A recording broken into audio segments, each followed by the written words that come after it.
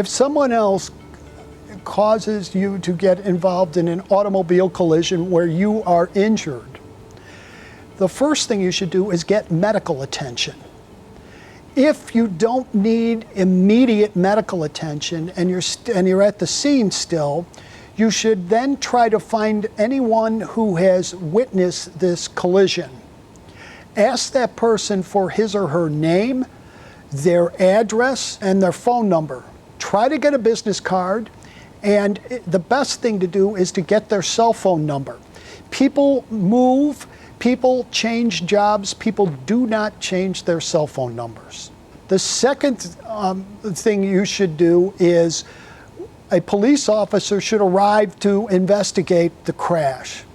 Talk to the police officer, tell the police officer exactly what happened in as much detail as possible, and to tell the police officer that you think the other driver deserved a ticket due to his or her poor driving habits. If the officer gives them a ticket, you will ask the officer to give you the traffic court information, which includes the address of the traffic court, the date of the traffic court hearing, the courtroom number, and you should find out the time that the court hearing is going to occur.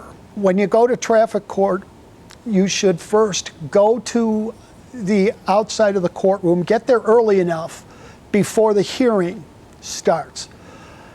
There will be posted on a bulletin board outside the courtroom. It'll have the judge's call, and it'll have the cases listed, 1 through whatever, that are being heard during that time slot. Find your case, which will be identified as People versus the driver that caused this accident. His or her last name will be there, and you'll be able to find it. And then there'll be a number on the far left. It'll be, let's say, the 16th case to be called. You then go into the courtroom, approach the clerk, and tell them that you're a complaining witness for the 16th case on the call. The clerk will then direct you to an assistant state's attorney, and that attorney will talk to you about what happened and about your willingness to testify. After that occurs, but before the judge gets on the bench, the state's attorney will usually then speak to the defendant driver that caused this crash. Usually what happens in that case is the defendant driver realizes that he or she is going to lose in court, and they decide to plead guilty.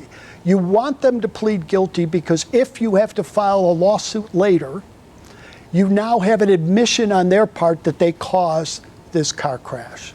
Why should you go to traffic court besides the other reasons I've given?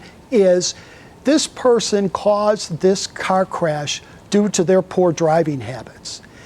If you don't show up in court, they'll call the name, there'll be People versus the defendant's name, and then they will call your name out.